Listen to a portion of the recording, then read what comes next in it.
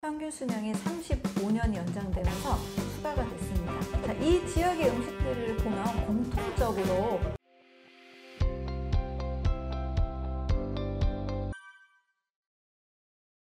산화를 막기 위해서는 항산화 음식을 먹으면 됩니다. 우리 항산화제, 항산화 영양소, 항산화 음식 이렇게 들어봤을 거예요. 안티에이징과도 비슷하게 해서 노화도 막는 이렇게 또 많이 알고 계시는데, 바로 이 항산화 음식은 활성산소를 줄여주는 성분들이 많은 음식을 뜻합니다. 활성산소는 어떤 성분이 줄여줄까? 많은 분들이 잘 알고 있는 비타민과 미네랄들이라고 볼 수가 있습니다. 비타민 중에서도 특히 A, C, E, ACE라고 하는데요. 비타민 A와 비타민 E는 이제 지용성 비타민이라서 이거는 몸에서 지용성, 튀긴 음식이나 지방이 섞여 있는 것들의 산화를 막아주는 역할을 합니다. 그리고 세포막도 이중지질막으로 지방이 있거든요. 이 이중지질막으로 구성된 세포막의 산화도 이 지용성 비타민들이 막아줍니다. 비타민 C 같은 경우는 수용성 비타민으로 알고 있잖아요. 그래서 혈장, 혈액 내에 들어있는 활성산소를 중화시켜주는 역할을 합니다. 그런데 우리가 알고 있는 비타민 A, C 외에도 다양한 항산화 성분들이 있어요. 이게 또 간의 영양제가 되기도 하는데, 빨갛고 노랗고 보라색, 주황색 색깔이 진한 과일과 채소에 많이 들어있는 식물의 중요한 성분들입니다. 이 식물 영양소는 자외선이나 세균이나 벌레로부터 자기를 보호하기 위해서 뭔가 물질을 만들어내는데, 이것이 공생관계에 있는 사람에게는 좋은 역할로 활성산소를 제거해주는 역할을 하는 거죠. 우리가 이산화탄소를 내뿜고 산소를 필요로 하는 것처럼 식물들은 이산화탄소를 먹고 또 산소를 우리에게 주잖아요. 마치 이런 것과 같습니다. 식물 영양소는 포도에 들어있는 레스베라트롤, 토마토의 라이코펜, 당근에 들어있는 베타카로틴, 블루베리에 있는 보라색 안토시아닌, 이런 것들을 항산화 영양소라고 합니다. 결국 식물들, 과일과 채소에 비타민 A, C도 많고 견과류에도 있고, 그리고 과일에도 많이 들어있는, 결국 식물성 중심의 음식이 활성산소, 산화를 막아주는 항산화 음식들이라고 볼 수가 있습니다. 바로 첫 번째는 산화라고 볼 수가 있습니다. 산화는 철이 녹슨다 할 때 산소 반응에 의해서 철이 녹쓰는 것을 산화라고 하는데요. 우리 몸도 그렇게 녹쓰냐, 우리 몸이 철이냐, 이렇게 말씀하실 수 있는데, 산소를 늘 필요로 하잖아요. 산소 호흡을 하면 이산화탄소로 바뀌는 부분과 또 2% 정도는 활성산소로 바뀝니다. 이 산소가 전자 하나를 이루면서 활성산소로 바뀌는데요. 당연히 활성산소는 우리 몸에서 무조건 나쁜 게 아니고요. 세균이나 바이러스나 여러 또 불필요한 세포들을 제거하는 긍정적인 작용도 합니다. 문제는 활성산소량이 지나치게 많아졌을 때 이 전자를 잃어서 불안정한 활성산소가 세포막이나 세포 DNA를 공격한다는 겁니다. 활성산소로 인한 그런 질병들이 굉장히 많다라는 거죠. 많은 질병의 원인이 이런저런 여러 가지 이유가 있지만, 일단 인체 내에서 산화 스트레스가 증가했을 때 심혈관 질환이나 알레르기나 암이나 다양한 면역 질환들이 생길 수 있는 몸이 됩니다. 또 활성산소는 암세포를 더 성장시키는 역할을 하는 것으로 알려져 있고, 또 우리 몸의 이 후성 유전학적인 그런 정보들을 많이 잃어버리게 한다라는 내용도 셀에서 발표한 바 있습니다.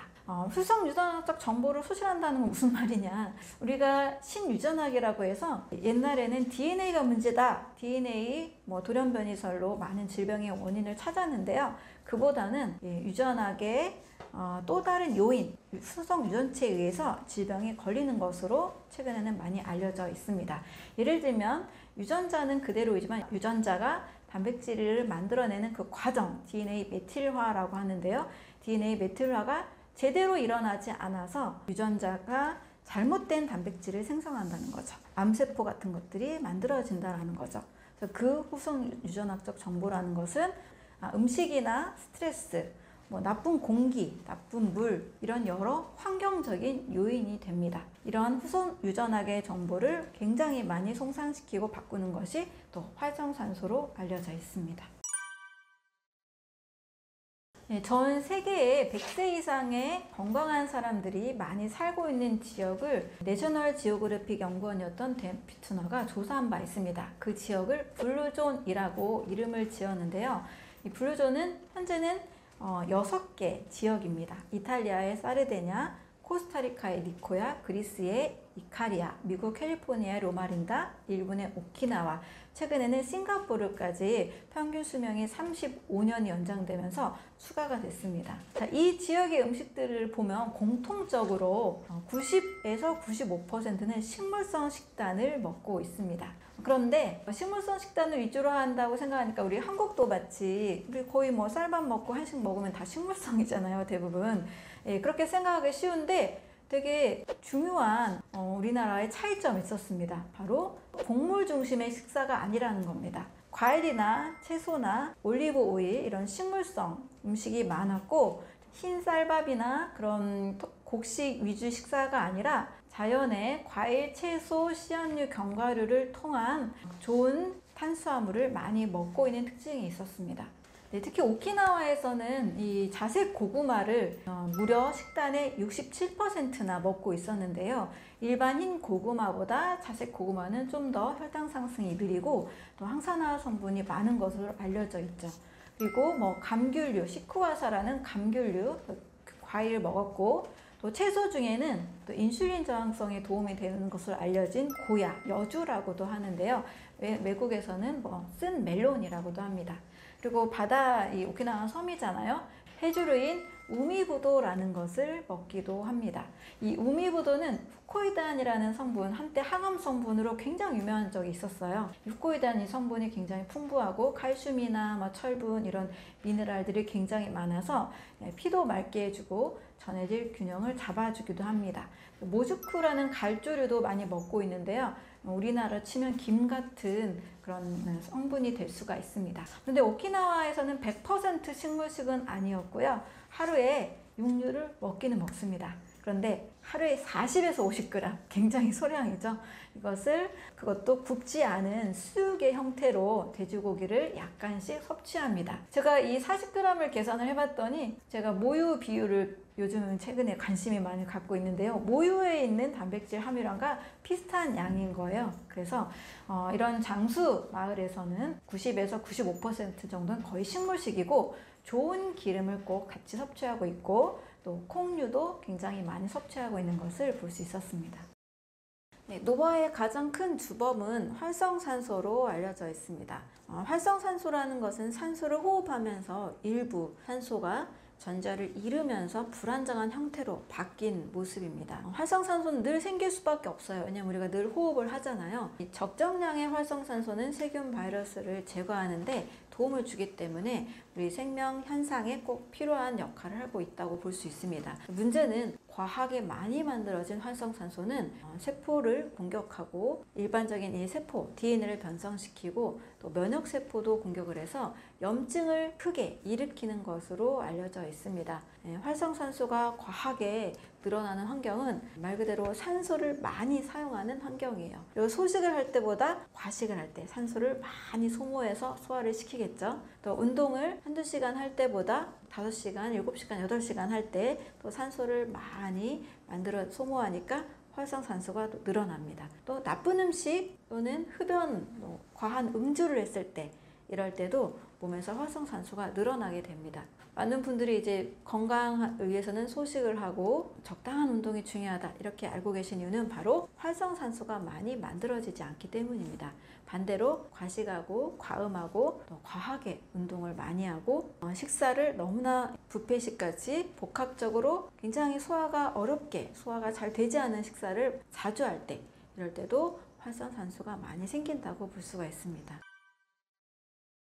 장수하는 사람들이 많이 있는 곳을 찾아보니까요, 100세 이상의 장수인이 많이 사는 지역, 블루존을 발견하게 됐습니다. 이탈리아의 사르데냐, 일본의 오키나와, 코스타리카의 니코야, 그리스의 이카리아, 미국 캘리포니아 로마린다 지역과 최근에는 싱가포르가 같이 추가가 됐습니다. 이 지역 사람들을 보니까요, 공통적으로 췌장이 튼튼한 식사를 하는 것을 발견하게 됐습니다. 주로 뭘 먹냐면 과일, 채소, 그리고 올리브유를 많이 먹고요. 이렇게 과일, 채소, 올리브유를 주식으로 먹는 사람들을 보니까요, 곡물 중심의 식사를 하지 않는 걸 발견하게 됐어요. 자, 곡물 중심의 식사를 많이 하게 되면 췌장을 굉장히 많이 자극을 하게 됩니다. 과일과 채소와 또 올리브유를 많이 먹는 식사를 하다 보면 곡물이 많이 없기 때문에 췌장이 쉴 수 있게 됩니다. 과일을 소화시키거나 채소를 소화시킬 때는 췌장이 그렇게 많은 일을 하지 않아요. 장수마을은 생각보다 이 곡물의 비율이 20% 이내로 굉장히 줄었습니다. 그래서 장수하는 마을의 공통점은 췌장이 쉴 수 있는 식사, 소화가 간편한 식사를 많이 하는 것으로 관찰이 됐습니다.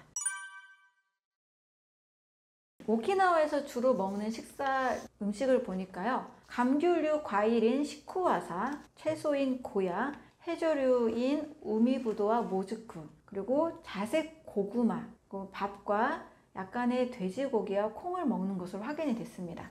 전체 식단의 구성을 보니까요. 67%가 고구마, 밥이 12%, 과일, 채소류가 9% 정도를 차지를 하는 것을 볼 수 있습니다. 고구마의 경우에는요, 식이섬유가 굉장히 풍부하죠. 오히려 곡물 식사보다 고구마를 더 많이 드시는 것을 발견했어요. 한 끼 식사로 그냥 고구마를 먹는 거죠. 또 고구마의 경우에는 췌장을 그렇게 심하게 자극하지 않습니다. 그리고 과일류 시쿠와사를 굉장히 많이 먹고 있는데요. 이것은 감귤류 과일이에요. 비타민C가 굉장히 풍부하고 오히려 감귤류보다도 뇌 신경세포를 활성화시키는 노빌레틴이라는 성분이 12배나 더 많은 것으로 확인됐습니다. 그래서 치매나 뇌졸중 환자가 거의 없는 거죠. 뇌가 튼튼하니까. 자, 그리고 고야의 경우에는 췌장 기능을 튼튼하게 하고요. 이 고야에 들어있는 카란틴이라는 성분이 천연 인슐린처럼 작용합니다. 그러니까 췌장이 쉬어주게 되는 거죠. 또 미국 캔자스대 연구팀에서는 고야의 이 플라보노이드와 폴리페놀 성분이 풍부해서 암세포의 성장을 늦추는 것으로 확인이 됐습니다. 또 이들이 많이 먹고 있는 음식으로 해조류인 우미부도라는 게 있는데요. 후코이드한 성분이 항암 성분으로 알려졌어요. 이 우미부도에 들어있는 또 칼슘이나 철분 이런 것들이 풍부한 미네랄들이 전해질 균형을 잡아주고 피를 맑게 해주는 그런 작용을 합니다. 육류를 먹긴 먹습니다. 그런데 하루에 40g 이내로 먹는 굉장히 소량을 섭취하는 것으로 알려져 있어요. 이 양은 우리가 모유에 있는 단백질 양과 비슷하거든요. 그래서 단백질은 굉장히 소량으로 먹는 것으로 확인이 됐습니다. 과일류, 채소류, 고구마, 해조류, 콩, 약간의 돼지고기로 이 오키나와 사람들이 장수하는 것으로 알려져 있습니다. 네, 우리가 잘 먹고 잘 싸고 잘 자면 건강하다 이 말을 하잖아요. 아주 중요한 것이 바로 잘 자는 겁니다. 일할 때는 일하고 잘 때는 자야 돼요. 자, 잠을 잘 잘 때 우리 몸에 또 중요한 장기인 췌장이 튼튼해지는 것으로 알려져 있습니다. 그리고 췌장뿐만이 아니라 온몸이 같이 쉬기 때문에 튼튼해지죠. 특히 잠을 잘 때는 이 중요한 호르몬이 하나가 나와야 되는데요. 바로 멜라토닌 호르몬입니다. 멜라토닌 호르몬이 잘 나오게 되면 숙면이 유도가 되고 또 세포 재생이 아주 좋아집니다. 동물에 있어서도 이 멜라토닌 호르몬이 췌장을 튼튼하게 한다라는 연구 결과를 발표했는데요. 동물에게 멜라토닌 호르몬을 투여했을 때 공복 혈당이 줄고 인슐린 수치가 늘어나는 것을 확인을 했습니다. 그리고 이 멜라토닌 호르몬이 잠을 잘 잘 때 더 많이 분비가 되는데요. 잠을 잘 자는 동안에 이 뇌의 솜과선이라는 부분에서 잘 분비가 됩니다. 우리가 잘 먹는 만큼 같이 매우 중요한 것이 바로 잠을 잘 자는 것이라고 할 수가 있습니다. 첫 번째는 충분한 산소 공급이 필요합니다. 우리가 도시에 살면서 산소를 그냥 무턱대고 신경 안 쓰고 살기가 쉬운데요. 충분한 산소 공급 일주일에 한 번 정도는 공기가 정말 좋은 곳에서 피톤치드가 있는 곳에서 자연이 좀 어우러진 곳에서 산소 호흡을 하면 좋습니다. 보통 때라 할지라도 복식호흡을 하게 될 경우에는 온몸의 말초까지도 산소 공급이 잘 이루어집니다. 대부분 우리가 그냥 가만히 앉아 있어도 숨을 쉬고 있잖아요. 이거는 이제 흉식호흡입니다. 흉강 위쪽으로, 복강 위쪽으로 이루어지는 흉식호흡이고요. 그 복강 아래쪽으로 배가 불룩하게 나왔다가 배를 쏙 다시 수축시키는 그 복식호흡을 할 때 더 많은 산소가 우리 몸에 들어오게 됩니다. 암은 산소가 없는 환경에서 자기를 지키기 위해서 만들어낸 무산소호흡을 한다는 것을 꼭 기억을 하신다면 산소 공급이 얼마나 중요한지를 알게 될 겁니다. 충분한 산소 공급하는 습관, 복식호흡이나 자연경관이 좋은 곳에서 숨을 쉬는 것들 일주일에 한 번 정도 좀 추천을 드립니다. 두 번째는 식물성 식단입니다. 과일류 500g, 채소는 너무 지나치게 가스가 차지 않는 양으로 드시면 좋습니다. 어떤 사람은 100g 정도일 수도 있고요. 어떤 사람은 뭐 300g, 400g일 수도 있는데요. 채소류 정도 드시고, 콩류, 견과류는 한 50g 정도를 추천해 드립니다. 이것은 단백질, 우리 몸에 필요한 채소죽을 구성하는 단백질의 원료도 되고요. 또 견과류는 불포화 지방산, 좋은 지방의 원료가 됩니다. 이렇게 해서 과일, 채소류, 콩류, 견과류를 일정량을 꼭 챙겨서 드실 때 우리 몸에 필요한 세포의 영양과 또 면역 반응, 항염, 항암 반응에 도움이 될 수가 있습니다. 세 번째는 체온입니다. 암세포는 낮은 체온에서 더 잘 생긴다라는 말 들어보셨잖아요. 의외로 체온이 낮은 분들이 상당히 많으시더라고요. 제가 연구소에 오시면 이렇게 손 체온을 꼭 체크를 해보는데 손발이 너무 차가운 분들이 좀 많으세요. 혈액순환이 잘 안 된다는 뜻이잖아요. 그래서 체온을 좀 올리는 것 굉장히 중요합니다. 혈액순환 잘 되게 하는 것도 같이 너무 중요합니다. 또 노폐물이 많이 잘 쌓이지 않도록 림프순환 하는 것도 굉장히 중요하겠죠. 그래서 체온을 올리기 위해서는 운동도 그래서 필요한 거고요. 또 심폐 기능도 좋아지고 혈액순환, 림프순환을 위해서 운동이 중요합니다. 또 어싱 많이 하시는데요. 지금 이제 좀 날씨가 추우면 어싱하기 굉장히 어렵잖아요. 맨발 걷기 힘들잖아요. 그럴 경우에는 집에서 식사하시고 저는 제자리 걷기라도 꼭 하라고 말씀을 드립니다. 이렇게 몸이 움직여야 체온도 올라가게 되니까요. 꼭 체온 상승을 위한, 체온을 유지하기 위한 운동도 같이 해주시면서 몸이 꼭 차가운 분들이라면 생강과 계피를 사용한 열 유발 물질을 꼭 같이 차를 드시는 것도 매우 좋습니다. 생강, 계피차 같이 드셔도 좋으니까요. 체온을 꼭 놓치지 않으셨으면 좋겠습니다. 네 번째는 이게 정말 너무 중요한 건데요. 바로 자율신경계 균형입니다. 제가 정말 많은 암 환자분들의 경우 정말 열심히 사는 분들이라고 말씀을 드렸잖아요. 우리가 열심히 산다라는 것은 교감신경의 작용입니다. 아침에 일어나면 당연히 교감신경이 좀 항진이 됩니다. 콜티졸 호르몬도 좀 나와서 우리 몸을 좀 긴장하게 만들고 혈당, 혈압을 살짝 올리고 또 근육도 수축시킵니다. 그거는 일하기 위한 모드로 바꿔주는 거예요. 학생들도 공부하려고 하는데 몸이 너무 나른하면 공부 안 되잖아요. 그래서 아침부터 일하는 시간 동안은 교감신경이 항진되어 있는 것이 맞는 겁니다. 그런데 너무 지나치게 교감신경이 항진되고 이게 저녁 집에 와서도 야근을 한다거나 집에 와서도 계속 몸이 긴장이 풀리지 않는 분들이 계세요. 집에 와서도 또 스트레스가 있고 또 뭐 마음에 원망과 불평과 또 갈등과 고통이 계속 있는 상태가 계속 이어진다면 몸은 계속 수축되어 있습니다. 근육은 수축되어 있고 또 면역세포 중에서도 교감신경의 지배를 받는 과립구가 굉장히 증가한 상태에서 몸은 암세포가 잘 생기는 쪽으로 면역균형이 깨지게 됩니다. 반드시 교감신경이 항진된 낮 시간 동안을 보냈다면 저녁 시간대는 반드시 부교감신경이 항진되는 시간으로 이완하는 시간으로 만들어 주셔야 됩니다. 저녁에 오시면 일단 다 모든 걸 잊으시고 집에 오시면 낮 동안에 일했던 것도 다 잊고 사업 조금 잘 안 되는 것도 다 잊고 몸을 완전하게 이완시켜주는 릴렉스하는 것들이 필요합니다. 그래서 부교감신경이 항진되는 방법 여러 가지가 있는데요.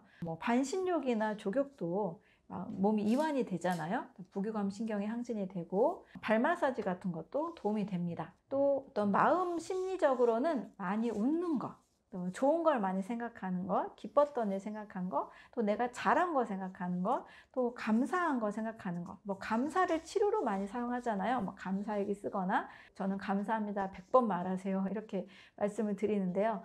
이렇게 마음을 또 긍정의 에너지로 채우는 방법들, 이게 다 부교감신경을 항진시키는 겁니다. 그래서 암 환자들 보통 어떤 세미나나 컨퍼런스에서 병원에서 주최할 때도 반드시 웃음 치료를 넣습니다. 웃으면 부교감신경이 항진되는 거예요. 근데 억지로라도 웃어야 될까요? 라고 물어보면 맞습니다. 억지로라도 웃어야 돼요. 그럼 우리 뇌는 억지로 우는 것도 우는 것으로 받아들여서 좋은 호르몬을 만들어냅니다.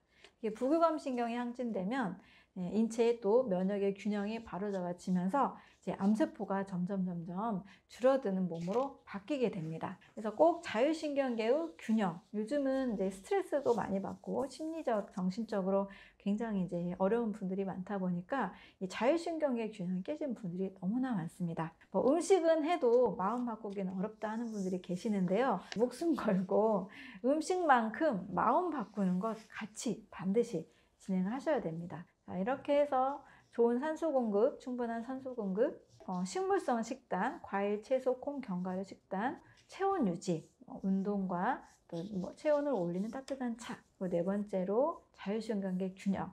이렇게 해서 암이 찾아오지 않는 몸, 잠깐 왔다가도 암이 떠나가는 몸을 만드셨으면 좋겠습니다. 네, 암이 찾아올 수 없는 몸은 신진대사가 원활하고 늘 기쁜 마음으로 감사하게 살면 사실 암이 찾아오기가 어렵습니다. 여러분, 바보는 암에 걸리지 않는다 이런 말 들어보셨나요?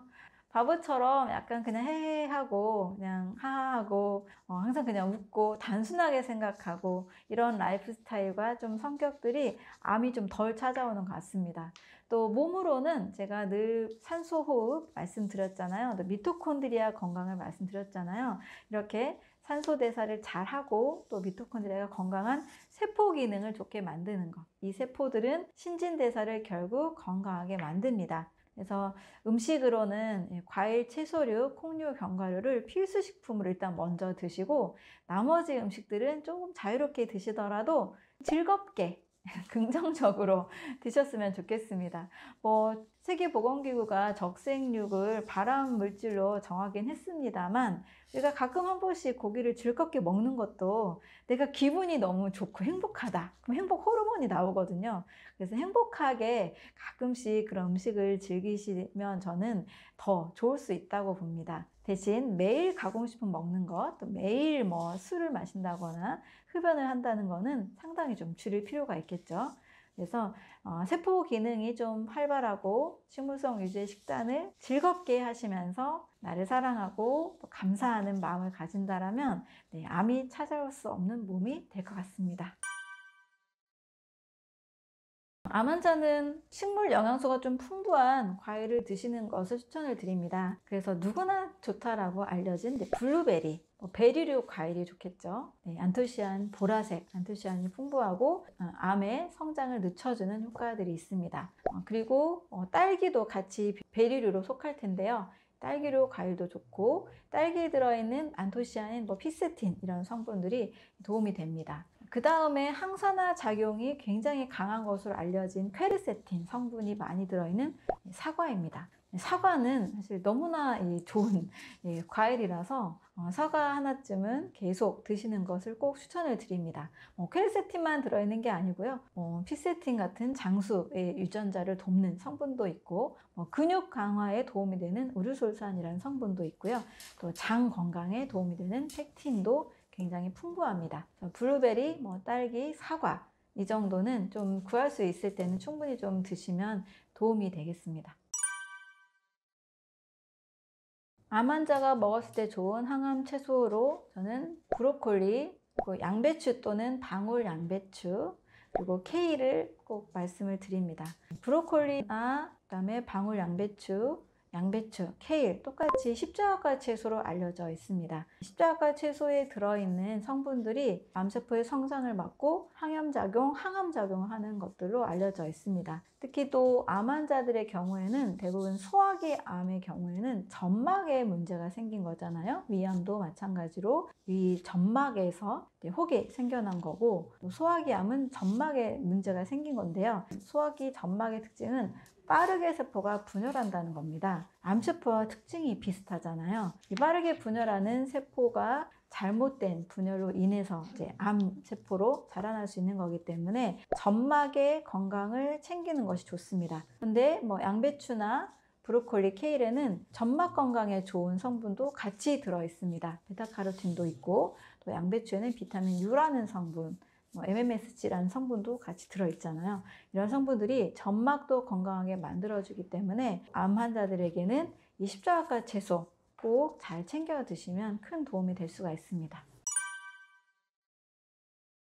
하루에 암 환자뿐만이 아니고 일반인들도 좋은 기름은 반드시 먹어야 됩니다. 그럼 특히 암 환자들의 경우에는 정말 산패되지 않은 견과류, 아주 순도 높은 오일을 꼭 드셔야 되는데, 그 중에서도 이 독일의 리트비라는 학자가 아마씨유가 암 환자들의 이 항염 효과, 항암 효과가 굉장히 강했다라는 연구 결과를 이야기하고 있습니다. 아마씨유의 강력한 항산화 효과, 오메가3, 오메가6, 9이 다 있는데요. 특히 오메가3 비중이 높아서 불포화지방산이 필요한 환자들에게 도움이 됩니다. 또 아마씨로도 드실 수 있고요. 아마씨유로도 드실 수가 있는데요. 여기에 좋은 또 불포화지방산이라고 할 수 있는 것이 견과류입니다. 견과류는 산패가 되지 않은 상태에서의 호두, 잣, 아몬드, 피칸 이 정도 드시면 좋습니다. 그 외에도 산패가 되지 않은 상태라면 드셔도 되는데, 사람들이 이제 헷갈리는 것 중에 하나가 요즘 땅콩버터가 되게 유행이잖아요. 땅콩은 견과류가 아닙니다. 땅콩은 땅에서 나는 뿌리줄기식품이에요. 그래서 음식으로 많은 환자들을 치료하는 의사들의 경우에는, 미국의 많은 의사들의 경우에는 땅콩을 다 금지를 시킵니다. 왜냐하면 땅콩은 곰팡이 독소인 아플라톡신 오염이 굉장히 잘 되는 것으로 알려져 있습니다. 굳이 위험을 감수할 바에야 가능성이 높은 것은 배제하고 먹는 게 더 좋겠죠. 그래서 꼭 반드시 산패되지 않은 호두, 아몬드, 잣, 기타 여러 견과류들 꼭 드시고, 올리브유나 들기름의 오메가3 기름 잘 활용을 하시면서 또 아마씨에 들어있는 항염 효과, 항산화 효과를 꼭 잘 챙겨가시면 좋겠습니다. 모든 기름은 이제 발연점이 있는데요. 올리브 오일과 들기름은 사실 생으로 먹는 것이 가장 좋습니다. 그래서 올리브 오일 같은 경우도 엑스트라 버진이라는 등급으로 좋은 기름을 따로 표시하고 있잖아요. 당연히 열로 튀긴 것은 좋은 건 아닙니다. 저도 산패되지 않은 기름을 많이 강조하다 보니까, 그러면 채소볶음 같은 거 먹을 때 어떻게 먹어야 돼요? 라고 여쭤보세요. 그럼 먼저 채소는 좀 수분이 대부분 있잖아요. 먼저 채소를 먼저 익힌 다음에 거의 맨 마지막에 올리브 오일이나 들기름으로 두른 다음에 드시라고 말씀을 드립니다. 좀 맛은 좀 떨어질 수 있지만 산패되지 않은 기름을, 좋은 기름을 섭취하기 위한 안전한 방법이 되겠죠. 사실 올리브 오일 자체는 좋은데 그걸 사용하는 방법이 문제가 있습니다. 물론 대두유나 식용유로 튀긴 것보다는 낫다고 볼 수 있지만 그걸 결코 좋은 음식이라고 보기는 어렵습니다. 그래서 이런 기름들의 발연점이 낮은 것 때문에 보안해서 사용하는 이 요리 중에 하나가, 기름 중에 하나가 바로 기버터입니다. 기버터의 경우에는 우유 먹지 말라 하면서 기버터는 먹어도 되냐 하시는데, 우유에 들어있는 단백질은 다 제거한 겁니다. 우유에 있는 수분도 다 제거를 해서 굉장히 순수한 지방의 형태이고, 보통 목초로 만들기 때문에 비교적 항생제나 여러 위험 물질도 안전한 편입니다. 더 좋은 것은 250도라는 발연점 온도예요. 그러니까 막 끓여도 250도 넘기 어렵잖아요. 그래서 기름 요리를 할 때 안전하게 먹을 수 있는 발연점 높은 기름 중에 하나가 바로 기버터입니다. 또 기버터는 인도에서 치료제로도 사용할 정도로 그냥 맛을 내기 위한 게 아니고 치료와 또 어떤 건강에 있어서 도움이 되는 것으로 알려져 있습니다. 그래서 기버터로 볶음 요리를 좀 마음껏 활용하시는 것도 방법이 되겠습니다. 대부분 이제 미국 의사 선생님들이나 미국의 학자인데, 그 중에서 저도 가장 인상 깊었던 이 학자의 연구 결과가 있습니다. 미국 코넬대 이제 교수였던 콜린 캠벨이라는 교수이신데요. 이분은 원래 수의사이시고 수의 축산 쪽에서 단백질을 어떻게 하면 더 많은 사람들이 먹게 할까? 그래서 가난한 나라 아이들까지도 더 건강하게 만들까를 연구했던 분입니다. 자, 그래서 많은 이제 연구 조사를 하다 보니까 오히려 단백질 섭취가 늘어날수록 암이나 심장질환이나 고혈압, 당뇨 이런 질병들을 너무나 많이 걸리게 된다는 것을 알게 되신 거죠. 이것을 이제 연구한 연구가 대규모 중국 연구, 차이나 스터디라는 건데요. 무려 중국의 2,400개 지역에 8억 8천 명을 대상으로 연구를 한 결과입니다. 표본이 많을수록 그 연구 결과는 훨씬 더 정확하잖아요. 이런 조사를 하다 보니까 단백질의 섭취가 늘어날수록 더 질병에 많이 걸린다라는 데이터를 수집하게 된 거예요. 그래서 이분도 원래 고기의 중요성을 알리려고 했다가 고기를 드시지 않고 거의 과일, 채소, 통곡물 위주의 식사로 바꾸게 되셨습니다. 또 우리 전 클린턴 대통령의 주치의로 알려진 존 맥두걸이라는 이제 의사 선생님이 계시는데요. 이분도 본인이 중풍에 걸린 거예요. 무려 10대에. 근데 그 미국인의 주식이 엄청나게 많은 이제 고기 이런 가공식품 많이 먹게 되잖아요. 그래서 본인의 병을 고치기 위해서 의대에 진학하게 되고 또 의대에 가서도 많은 환자들을 이제 치료하면서 보니까 단백질을 많이 먹을수록 동물성 단백질을 많이 먹을수록 병에 많이 걸린다는 것을 알게 된 거죠. 그래서 이분이 이제 많이 주장하는 것은 뭐 과일, 야채 그리고 통곡물 이걸로 환자들을 치료하고 있고 지금도 본인도 그렇게 식사를 하고 있습니다. 답은 이제 단백질을 많이 먹어서 건강한 것이 아니라 단백질은 줄이고 고기에 동물성 단백질은 줄이고 우리가 식물을 통해서 얻을 수 있는 많은 영양소와 또 식물성 단백질이 중요하다라는 결론에 이르게 되죠. 크게 보면은 이제 단백질 하면 동물성 유래냐 식물성 유래냐 이제 식물 유래냐 동물 유래냐 이렇게 나뉘게 되는데 우리가 인체에 필요한 제가 포배양에서 말씀드리는 50여 종의 영양소가 있잖아요. 여기에서 그 기준을 잡고 생각을 많이 해보면 우리가 알고 있는 단백질은 아미노산이 되어서 인체에 꼭 필요하다라고 알려져 있죠. 그래서 필수 아미노산 8가지는 꼭 먹어야 된다라고 합니다. 이 성분들이 이 아미노산들이 이 세포에도 다 담겨 있습니다. 세포 배양액에도 다 담겨 있죠. 그런데 이 필수 아미노산 8가지는 식물성 단백질에 모두 다 들어 있습니다. 우리가 뭐 밭의 쇠고기라고 알고 있는 콩에도 그리고 현미에도 그리고 뭐 바나나, 뭐 살구 여러 과일들에도 이 식물성 단백질이 다 담겨 있습니다. 무려 아스파라거스라는 이 식물에는 27%가 단백질이거든요. 쉽게 접할 수 있는 뭐 사과나 뭐 오렌지나 이런 귤에도 미량이라 할지라도 단백질은 다 담겨 있습니다. 그래서 사람의 소화효소로 잘 소화시킬 수 있는 단백질은 식물성 단백질이고 우리가 과일, 채소 또 콩이나 통곡식을 선택할 경우에는 이러한 단백질이 절대 결핍되기는 어렵다는 거죠. 오히려 단백질 결핍증은 전체적으로 식사량이 적을 때 거의 기아 수준의 그런 식사를 하지 못하는 상황에서만 발생하는 거지 일반식을 그냥 하시고 있을 때는 크게 단백질이 부족하지 않습니다. 단백질이 과잉이 돼서 오히려 병에 걸리게 되는 거죠.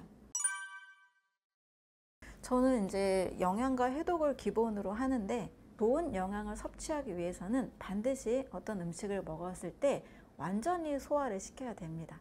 완전히 소화시키지 않으면 찌꺼기가 남게 되고 그 찌꺼기들은 몸에 독소로 작용을 하게 되는 거죠. 동물성 단백질, 소고기의 단백질은 우리가 과식을 해보면 더 확실하게 알 수가 있는데 완전히 소화가 되지 않은 단백질 때문에 단백질의 어떤 대사산물인 뭐 황화수소라든지 암모니아, 요산, 요소 이런 성분들이 많이 생기게 돼요. 이런 성분들로 인해서 우리 몸의 해독장기인 간은 굉장히 많은 해독을 해내야 됩니다. 소고기 단백질을 정말 1년에 손에 꼽을 정도로 먹게 된다라면 뭐 크게 해로움은 없겠지만 이게 너무 중요하니까 매끼 또 매일 밥상에 하루도 지나치지 않고 이걸 드신다라면 몸에 독소가 분명히 쌓이는 몸이 됩니다. 하지만 이제 감자 단백질은 식물성이잖아요. 식물 유래이기 때문에 사람의 소화효소로 소화가 잘 된다는 거죠. 그리고 사실 소고기와 감자 중에 경제적으로도 감자 단백질이 훨씬 더 경제적으로도 사람들에게 더 저렴하기 때문에 쉽게 접할 수 있잖아요. 그래서 쉽게 접할 수 있는 감자 또 소화가 잘 되는 식물성 단백질이라서 소고기보다 이게 더 낫다라는 말씀을 드립니다. 덧붙이자면 이제 소의 축산 환경이 깨끗하지 않기 때문에 여러 뭐 항생제나 또 소의 뭐 성장 호르몬 이런 부분들도 식물성 단백질 감자보다는 훨씬 더 전 좋지 않다고 생각을 합니다. 그리고 이제 소를 풀을 먹게 하는 좋은 그 곳에서 풀을 먹고 자란 소는 고기나 지방이나 이런 부위들이 건강하겠지만 우리 소가 풀을 먹지 않고 옥수수 사료를 먹는다는 얘기 들어보셨죠? 옥수수 사료를 먹으면 훨씬 더 살이 빨리 찝니다. 축산업에서는 굉장히 선호하는 방식이겠죠. 근데 이 옥수수를 과량으로 먹은 소는 몸에 옥수수가 오메가6 지방산이 많아요. 오메가6 지방산을 많이 섭취하게 돼서 오메가3와 6의 비율이 깨지게 되면 6의 비율이 훨씬 많고 예를 들어 1대 20 이상 차이가 나게 되면 구조 때문에 이 비율 때문에 인체는 염증 반응을 일으키게 됩니다.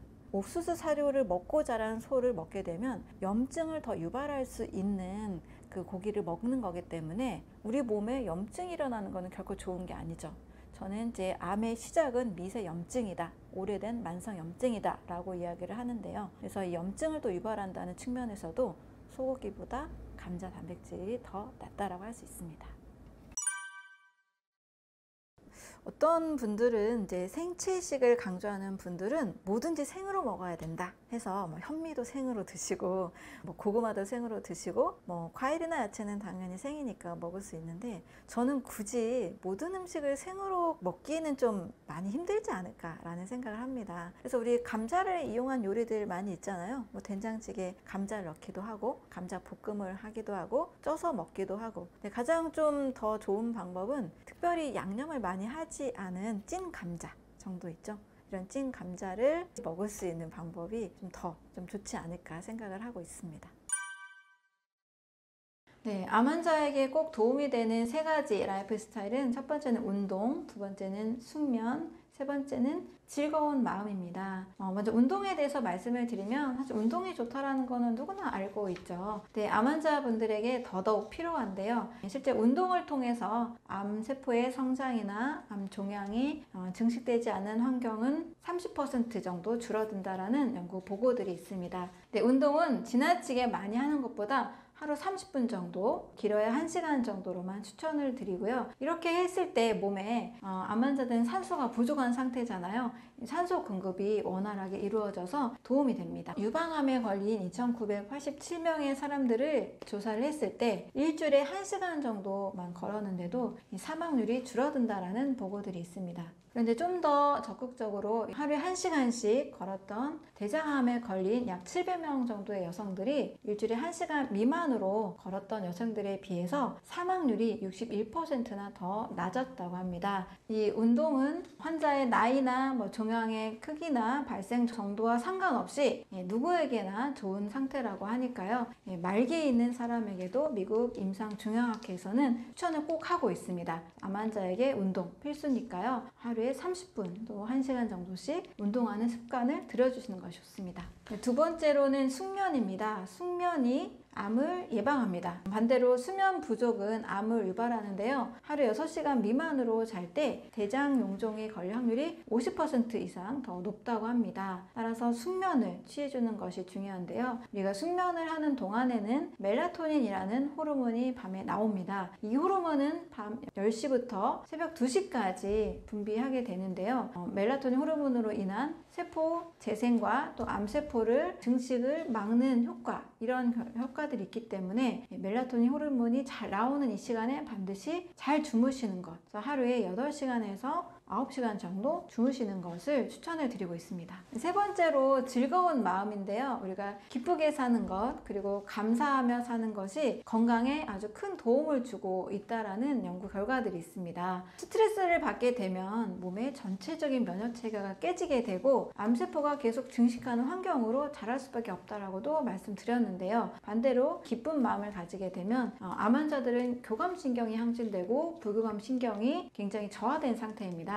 이때 부교감신경을 안정적으로 균형 잡힌 상태를 만들어줍니다. 기쁜 마음을 가지고 스트레스를 줄이는 것, 그리고 감사를 하게 되면 온 몸에서 몸 전체의 조화와 균형에 가깝게 됩니다. 실제로 나는 불행해, 나는 행복하지 않아, 내 인생은 좋은 일이 하나도 없어 라고 생각했던, 스스로 불행한 것을 많이 느끼며 피해자처럼 살았던 한 여성이 감사의 길을 쓰면서 감사를 했을 때 염증 수치가 떨어지게 되고 백혈구 세포가 정상으로 그 숫자가 늘어나는 결과를 또 보이기도 했습니다. 그래서 감사는 마음의 질서를 회복하는 좋은 습관이라고 할 수 있습니다. 저도 암 환자들 상담을 할 때는 보통 굉장히 우울하고 불안하고 또 두렵고 스스로 뭔가 희생자 같은 느낌을 많이 가지고 계신 분들이 많습니다. 그런데 감사합니다를 100번을 이야기하세요 라고 말씀을 드리는데요. 스트레스를 많이 받으셨던 분들도 이 감사를 하게 되면서 긍정적인 것을 더 많이 생각하게 되고 감사한 걸 찾게 되니까 마음에서 안정이 나오고 마음의 질서가 잡히게 되고 또 회복이 되는 일들이 일어나고 있습니다. 그래서 꼭 암에 걸린 분들은 운동, 숙면, 또 즐거운 마음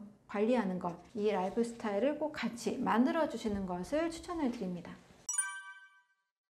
네, 채식이라고 하면 단순히 동물성 음식을 배제한 음식만을 생각하기 쉬운데요. 꼭 그렇지는 않고 살아있는 과일, 채소류, 해조류, 버섯류 이렇게 살아있는 음식을 많이 먹는 식습관이 매우 중요합니다. 살아있는 채식을 하게 되면 암세포 억제에 꼭 필요한 파이토케미컬이 굉장히 많이 공급이 됩니다. 바로 항염 성분이라고 알려져 있는데요. 사과에 있는 퀘르세틴, 포도에 있는 레스베라트롤, 토마토에 라이코펜, 베타카로틴 이런 성분들이 바로 항암 성분이라고 할 수 있습니다. 이런 성분들은 밥빵, 고기, 우유, 우리가 주식으로 먹었던 보양식으로 먹었던 음식에는 사실 거의 들어있지 않습니다. 다양한 색깔의 과일, 채소에 들어있게 되고요. 이 채식을 선택하는 사람들일수록 암 발병률이 낮고 또 암에 걸렸을 때 다 회복하는 방법이 또 이 채식을 선택함으로써 나아지게 되는 결과들을 가지고 있습니다. 유럽의 8개국에 무려 30만 사람들을 대상으로 조사를 했는데요. 과일과 채소를 많이 먹은 사람들일수록 암이나 여러 심혈관 질환들이 걸리지 않았습니다. 그래서 건강한 사람들이 선택하는 음식의 중심에는 바로 채식 식단을 가지고 있었죠. 옥스퍼드 대학에서도 이 채식 연구를 했는데요. 채식을 한 11,000명의 사람들을 15년 동안 관찰을 했을 때 심장질환이나 암에 걸리는 확률이 굉장히 낮았다라는 보고들을 이야기하고 있습니다. 오히려 고기를 많이 먹으면 사망률이 2배나 더 늘어나게 되는 결과도 함께 이야기를 해주고 있습니다. 미국 국립보건원에서도 채식하는 사람들 5만 명의 사람들을 관찰했는데요. 역시 암이나 심혈관 질환에 걸린 확률이 낮았습니다. 이 채식과 반대로 고기를 많이 먹는 나라와 고기를 많이 먹지 않는 나라를 비교를 해봤는데요. 롤로 러셀 연구원에 의하면 고기를 많이 먹는 나라의 25개 국가 중에 무려 19개국이 암 발병률이 평균 이상을 차지했다고 합니다. 한마디로 고기를 많이 먹을수록 암에 많이 걸린다라는 통계를 이야기를 하고 있죠. 반대로 고기를 아예 안 먹거나 거의 먹지 않는 나라 35개국을 살펴보니 암 발병률이 평균 이상인 나라가 하나도 없었다는 거예요. 고기를 적게 먹을수록 암 발병률은 낮다라고 이야기를 하고 있습니다.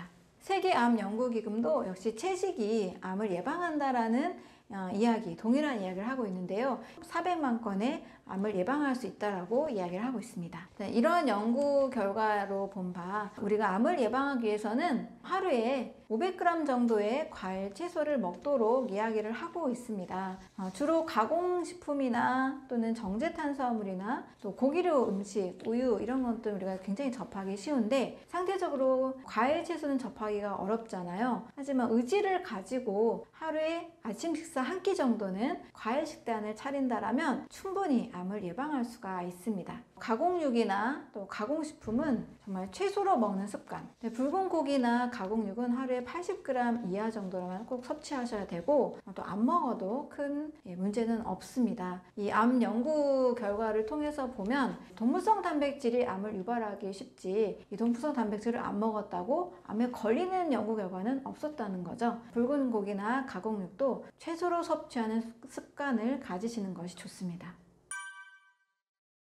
암 치료에 좋은 과일로는 레몬과 또 베리류의 과일이 있습니다. 또 미국에서는 라즈베리를 많이 추천하기도 하는데요. 레몬이나 이 베리류의 과일은 강력한 항균제, 항암 성분을 가지고 있고 스트레스 해소에 좋은 과일로 알려져 있습니다. 레몬은 대장암이나 유방암, 전립선암, 폐암, 췌장암 이 12가지 이상의 암세포를 파괴한다라는 이야기를 하고 있습니다. 이 레몬에 들어있는 성분이 아드리아마이신보다도 악성세포를 파괴하는데 10,000배 효과가 있다고 알려져 있죠. 또 라즈베리 같은 이 베리류 과일에는요, 이 추출물들이 위암이나 대장암, 유방암 세포의 약 90%를 파괴하는데 성공한 결과들이 있다고 합니다.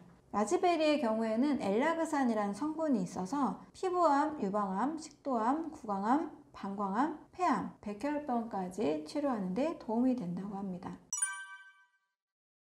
암 치료에 좋은 채소는 십자가 채소인데요. 바로 브로콜리나 양배추입니다. 이 브로콜리에 설포라판이 항암 성분이 많은 것으로 알려져 있죠. 또 양배추와 함께 케일이나 겨자나 무, 콜라비 이런 십자가 채소가 항암 성분이 많은 것으로 알려져 있습니다. 늘 식탁 반찬 위에 케일이나 또 양배추, 또 콜라비 이런 것들을 늘 같이 곁들여 드신다면 좋은 항암 식단이 될 수 있습니다.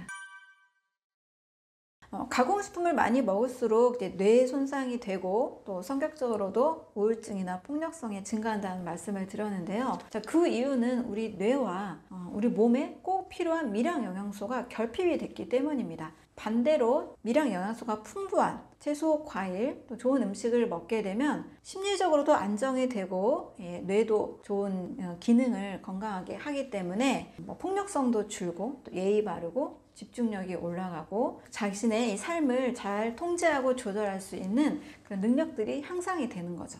오스트리아 퀸즐랜드 대학교에서 연구를 했는데요. 무작위로 12,000명을 대상으로 2년 동안 추적 조사를 했습니다. 어떤 조사를 했냐면 빈곤 상태, 취업이 안 된 이 상태의 사람들에게 과일과 채소를 하루에 7, 8번을 계속 먹도록 한 거예요. 채소 과일을 늘려줬을 뿐인데 이 사람들의 심리적 건강이, 삶의 건강이 올라가서 취업을 하게 되고 경제적으로도 안정되는 그런 삶으로 바뀌게 된 겁니다.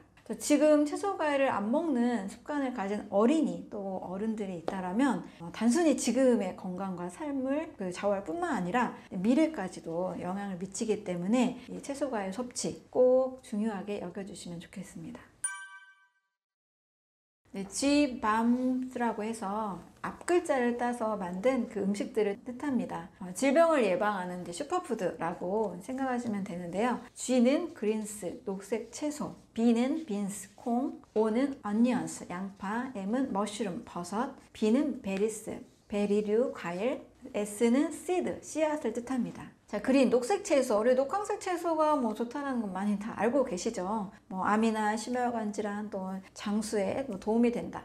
그 안에 녹황색 채소 안에도 단백질이 많고 엽산도 풍부하고 칼슘, 오메가3도 많다. 이렇게 다 많이 알고 계실 겁니다. 그 중에서도 많이 또 강조드리는 이 녹황색 채소는 바로 십자화과 채소입니다. 양배추 많이 좋다고 알고 계시죠? 양배추, 케일, 청경채, 갓, 무 이런 십자가 채소가 암을 예방하는 성분이 많은 것으로 알려져 있어요. 이소티오시아네이트라는 이 성분이 바로 십자가 채소에 많은데요. 이 성분들이 호르몬에 의해서 생기는 암을 예방한다는 겁니다. 호르몬에 의해 생기는 암으로는 여성들에게 유방암, 자궁경부암 이런 암들이 있죠. 실제 중국에서 이 십자가 채소를 많이 먹은 여성들이 유방암 발병률이 무려 50% 이하로 줄어들고 남성들의 경우 전립선암 발병률이 46% 이하로 줄어드는 것을 연구 결과를 통해서 확인할 수 있습니다. 그래서 국립암연구소에서는 하루에 매일 5번에서 9번 정도 과일 채소를 먹도록 하고 영양으로 또 병을 치료하는 펄먼 박사도 하루에 3번에서 6번은 과일, 2번은 십자가 채소, 하루에 한 8번 정도는 과일, 채소를 꼭 먹도록 추천하고 있습니다. 우리가 먹는 식단에 양배추 쌈도 많이 드시고 케일 쌈이나 청경채 이런 것들을 같이 곁들이면 항암 식단으로 굉장히 강력한 질병을 예방할 수 있는 좋은 식단이 되죠. 두 번째는 콩입니다. 콩은 많은 분들이 밭에서 나는 소고기다 이렇게 알고 계시죠. 암과의 상관성에 있어서 굉장히 좋은 실험을 했는데 미국의 콜린 캠벨 교수님이 주도한 차이나 스터디 중국 연구 결과입니다. 2마리의 쥐에게 아플라톡신으로 암을 유발한 다음에 한 쥐에는 동물성 단백질을 20%를 주고 한 쥐에게는 식물성 단백질을 20%를 줬을 때 신기하게도 동물성 단백질을 먹은 쥐에서만 암세포가 암이 발현이 된 겁니다. 그리고 식물성 단백질은 좀 과하게 먹어도 오히려 먹는 것이 필요하기 때문에 암이 절대 발생하지 않았다는 거죠. 이 콩에 들어있는 많은 성분들이 굉장히 우리 몸에 유익한데요. 콩을 많이 먹게 되면 그 콩 안에 있는 식이섬유나 저항성 전분, 이 성분들이 혈당을 안정시켜주고 또 콜레스테롤 수치를 떨어뜨려줍니다. 장내 세균의 먹이가 되는 단세지방산을 만들어주죠. 장내 세균의 이 먹이의 결과로 만들어지는 이 단세지방산이 만들어집니다. 대장 상피세포에 굉장히 중요한 영양소가 되죠. 그 다음에는 어니언스, 양파입니다. 양파는 뭐 퀘르세틴이 많은 걸로 사과와 함께 굉장히 또 유명하죠. 발암물질을 해독하고 암세포 성장을 막습니다. 여러 암들을 예방하는 성분으로 항염식품, 항암식품 유명하니까요. 양파는 많이 드시는 게 좋죠. 또 머쉬룸, 버섯입니다. 버섯 하면은 이제 떠오르는 게 또 암 환자들에게 있어서 뭐 상황버섯, 영지버섯 해가지고 굉장히 고가의 그런 항암 좋은 식품으로 또 유명하잖아요. 이 면역 기능에 탁월한 화합물질을 가지고 있습니다. 아로마타제 억제제라는 성분이 들어있는데요. 이 성분이 바로 암세포가 계속 성장하는 것을 막고 또 암세포가 성장하는데 혈관이 만들어지죠. 혈관이 만들어지는 것을 억제를 합니다. 매일 버섯을 10g 정도 먹을 경우에 유방암 발생률이 64%나 줄어든다고 해요. 우리가 일상적으로 먹을 수 있는 느타리 버섯, 표고버섯, 양송이 버섯 모두 다 영지 상황버섯도 마찬가지고요.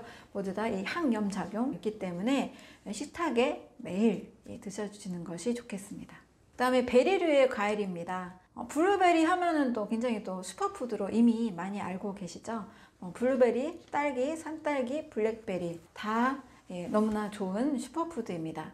베리류 과일의 특징은 당분이 적어요. 그래서 칼로리가 적으면서 색깔이 진하기 때문에 안토시아닌, 항산화 영양소가 굉장히 많습니다. 암세포 성장을 막고 또 암이나 다양한 심혈관 질환을 예방합니다. 특히 혈관이 약한 분들, 혈관을 튼튼하게 해주는 성분들이 있고요. 또 뇌에도 좋은 과일로 알려져 있어요. 그래서 머리가 계속 좋아지고 싶다라면 뇌의 인지 능력이 좋아지고 또 노화 속도가 더디기 때문에 블루베리, 베리류의 과일을 많이 드셔주시면 좋습니다. 실제 인지력이 조금 떨어진 노인들을 대상으로 12주 동안 블루베리를 먹도록 했을 때 기억력, 학습 능력이 향상됐다라는 연구 결과들이 있습니다. 베리, 체리, 석류 모두 다 이 암 예방 성분들이 있는데요. 엘라그산이라는 이 성분이 바로 종양 형성을 막습니다. 암세포가 만들어지는 그 유전자, 형질의 손상을 억제하고 또 암세포가 복제되는 것을 예방하고 혈관이 만들어지는 것을 예방하게 됩니다.